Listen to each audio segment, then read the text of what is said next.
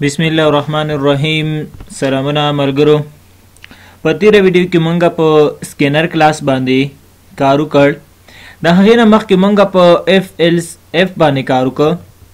نو ملګرو مونږ اف سټیټمنټ هم ویلې، اف ایلس سټیټمنټ مو هم زده کړ، همدارنګې اف ایلس اف مو هم زده کړ. په دې ویډیو کې په نیسټډ اف باندې کار کوو. خو مخکې لدې چې ملګرو زه نیسټډ اف باندې کار وکړم، نیسټډ اف درته شروع کوم. غواړم د دې درېواړو سینټکس بیا زه تاسو ته تکرار کوم او د دې درېواړو ترمنځ یو بل سره څه توپیرونه دي هغې په اړه درته لږ معلومات درکړم. کنډیشن ملګرو د اف سټیټمنټ سینټکس داسې دی چې اف او دلته کې کنډیشن وي او دلته کې کوډ یا سټیټمنټ وي. کچیرې دغه کنډیشن ترو وي نو دا کوډ دا سټیټمنټ مونږ ته څه کیږي؟ شو کیږي، مونږ ته ښایي، مونږ ته دا اجرا کیږي. کچیرې دا کنډیشن ترو نه وي، دا فالس وي، نو مونږ ته هیڅ نه ښایي. نو د دې دپاره چې مونږ ته یو څه وښایي د هغې دپاره مونږ څه کوو؟ د اف ایل څخه کار اخلو. نو اف ایلس سینټکس داسې دی: کوډ ایلس کوډ دلته کې کنډیشن. د اف ایلس سینټکس داسې دی چې اف وي، دلته کې کنډیشن وي، کوډ ایلس او کوډ. یعنی کچیرې دا کنډیشن ترو وي دا کوډ دا سټیټمنټ څه کیږي؟ اجرا کیږي. کچیرې دا کنډیشن فالس وي، غلط وي، نو دا کوډ دا سټیټمنټ نه اجرا کیږي بلکې دا ایلس ته راځي، ایلس چیک کوي بیا، یعنی دا ایلس موږ ته څه کیږي؟ اجرا کیږي. کچیرې دا کوډ چې وي فالس شي نو دا موږ ته اجرا کیږي. په اف کې کچیرې دا کوډ به فالس وو نو دا کچیرې دا کنډیشن به فالس وو نو کوډ خو موږ ته نه شو کوو، نه اجرا کېده، یعنی موږ ته به هیڅ نه ښودل. په اف ایلس کې بیا کار دا دی کچیرې دا کنډیشن فالس وي نو دلته کې موږ ته دا کوډ څه کیږي؟ اجرا کیږي. نو دا زموږ سره د اف او اف ایلس ترمنځ ډیفرنٹ یو خدا دی چې په دې کې یو اف کارل شوی دی او په اف ایلس کې یو اف دی یو ایلس دی. صحیح ده؟ ورپسې زموږ سره اف ایلس اف دی. د اف ایلس اف په اړه ما په تیره ویډیو کې هم کار کړی چې موږ ویلې کچیرته یو کس 90 نمرې وړی وي ګریډ ا دی، که اتیا وړی وي ګریډ که اتیا وي نو د هغه ګریډ بی دی، او که اویا وي ګریډ سی دی، او که د 55 نه زیاتې وي، که 55 نه زیاتې نمرې وړی وي هغه کس څه شی دی؟ هغه کس کامیاب دی، یعنی په ګریډ ډي کې راځي، او که داسې نه وه نو هغه کس څه شی دی؟ ناکام دی، یعنی فیل دی. دلته کې کنډیشن کوډ else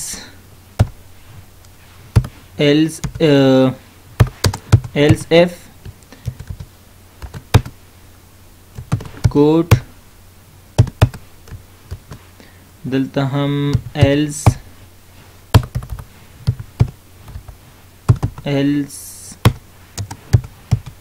if کوډ همداسې اخره کې زموږ سره ایلز دلته هم کوډ دا قوس. ملګرو د اف ایلز اف سینټکس داسې دی چې دې کې زموږ سره کنډیشن وي.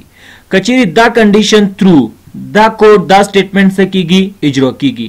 کچیرې فالس راځي ایلز اف ګوري، دلته کې دا کنډیشن ګوري، کچیرې دا کنډیشن ترو شو نو دا کوډ څه کیږي؟ دا سټیټمنټ اجرا کیږي. کچیرې دا هم فالس راځي، دا یو ګوري او دا یو څه کیږي؟ اجرا کیږي. کچیرې دا هم فالس دوی راځي بل اف ایلز اف ګوري، کچیرې هغه هم فالس بیا د ایلز کې چې کم کوډ دی کوم سټیټمنټ دی هغه څه کیږي؟ اجرا کیږي. نو دا موږ سره د اف ایلز اف سینټیکس چې په دې باندې مونږه کار کړی دی. راځم nested f ته. nested f څه ته ویلی شي؟ nested f مطلب د یو f په بل f کې، لکه څرنګه چې له نوم نه معلومیږي nested مطلب دوه په دوه کې، یعنی یو f په بل f کې دې ته ویلی شي nested f. دا چې دی nested f دی او دې ځای کې هم زموږ سره کوډ.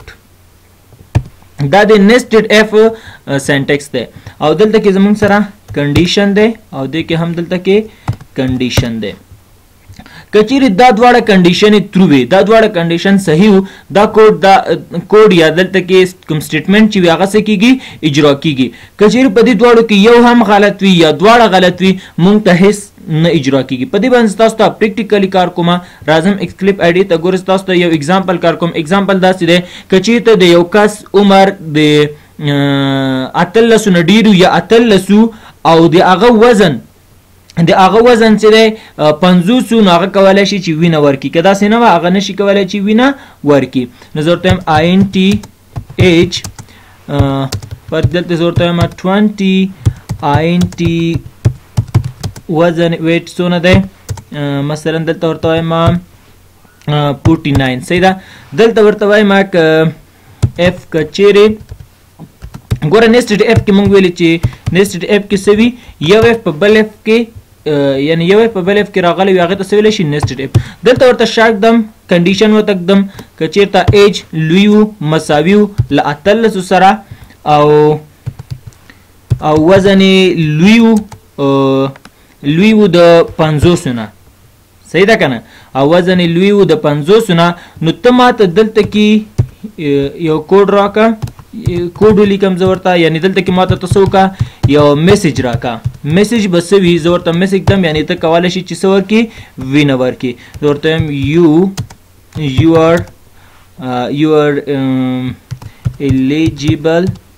you are eligible to donate blood. صحیح ده. زه ورته وایم you are eligible to donate. ګورې دلته کې دا اولنی کنډیشن چې دی دا ترو دی، دویم کنډیشن فالس دی. اولنی کنډیشن ولې ترو دی؟ ځکه ترو دی دلته ما ورته ویلي چې باید ایج څه وي 18 وي یا د 18 نه ډېر وي، نو ایج له 18 نه ډېر دی، دا خو ترو شو. دویم ما ورته ویلي دي چې وزن باید څه وي ډېرې له 50 نه، د ده وزن څومره دی 950 دی. نو ما ورته ویلي که چېرې دا دواړه شرطونه صحیح شو نو ته ماته دا میسج راکړه چې you are eligible to donate blood. که چېرې داسې نه وه نو ماته به څه راکوي؟ هیڅ نه راکوي. که زه پروګرام ران کړم دا وګورئ ماته سپین پیج راکوي، هیڅ یې هم رانه کړل. دا ولې ملګرو؟ ځکه چې دا دواړه لکه اولنی شرط چې دی هغه خو صحیح دی، دویم شرط غلط دی، نو ماته هیڅ نه راکوي. د دې دپاره چې ماته یو څه راکړي دلته کې زه ورته وایم else، یعنې ماته یو پیغام او نه څه خو راته ووایي که نه. دلته ورته وایم دلته کې یو کوډ به تاسو لیکئ، هغې نه پس دلته else او دلته هم یو کوډ دلته سیمې ملګرو. که چېرته دا دواړه صحیح وو دا کوډ اجرا کېږي. که چېرته اولنی صحیح وو، که چېرې د اولنی کنډیشن صحیح وو او دویم غلط وو نو دا کوډ به اجرا کېږي. که چېرې اولنی غلط وي دویم صحیح او که غلط وي، اولنی صحیح که اولنی غلط وو اولنی کنډیشن که چېرې غلط وي که دویم صحیح وي او که غلط وي دا کوډ به څه کېږي اجرا کېږي. زه تاسو ته په دې کار کوم. ګورئ دلته زه ورته وایم else کنټرول سی کنټرول وی دلته ورته وایم not eligible. ګورئ که زه پروګرام رن کړم دی به ماته څه وایي، دی به ماته میسج راکوي you are not eligible to donate blood. ګورئ دا ګورئ you are not eligible to donate blood. ګورئ د دې دپاره چې ماته ګورئ که زه ماته خو میسج راکړه که نه، که زه دا اولنی دا په هغه وخت کې دا ماته راکوي چې کله اولنی شرط صحیح او دویم شرط غلط وي نو ماته به دا میسج راکوي. که چېرې دواړه صحیح وو ماته دا میسج راکوي. اوس زه غواړم چې دواړه شرطونه ورته صحیح کړم. ګوره یو کس دی د هغه وزن څومره دی، فرض کړه 250 دی. صحیح ده. اوس 250 وزن دی، نو که زه اوس پروګرام رن کړم دی به ماته وایي you are eligible to donate blood. دا وګورئ you are eligible to donate blood. ګوري که اوس نه دی اولنی شرط که چیرې غلط وي او دوهم صحیح وي اولنی شرط که غلط شو که دویم صحیح وي او که غلط وي ما ته هیڅ نه راکوي ګور زه اولنی شرط ورته غلط دم زه ورته یم 19 یو کس دی 19 کلن دی وزن 250 دی غواړي چې وینه ورکي نو ما ته هیڅ نه راکوي ګورئ زه پروګرام رن کړم دا وګورئ ما ته هیڅ را نه کړل د دې دپاره زه باید دې ځای کې یو میسج ورته کېږدم دې ځای کې زه ورته یو میسج پرېږدم دلته ورته وایم چې ایلز